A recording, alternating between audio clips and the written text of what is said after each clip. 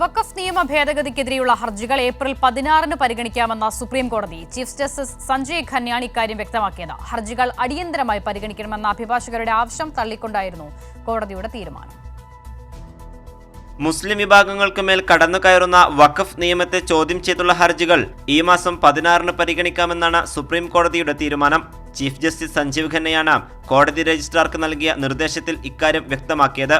ഹർജികൾ അടിയന്തരമായി പരിഗണിക്കണമെന്ന് മുതിർന്ന അഭിഭാഷകരായ കപിൽ സിബൽ, മനു അഭിഷേക് സിംഗ് എന്നിവർ ആവശ്യപ്പെട്ടിരുന്നു. എന്നാൽ അഭിഭാഷകരുടെ ആവശ്യം കോടതി തള്ളി.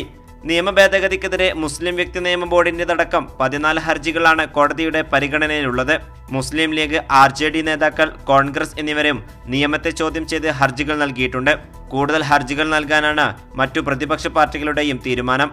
അതേസമയം ഹർജികൾ ഒരുമിച്ചാണോ പരിഗണിക്കുന്നതെന്ന കാര്യത്തിൽ കോടതി വ്യക്തത വരുത്തിയിട്ടില്ല.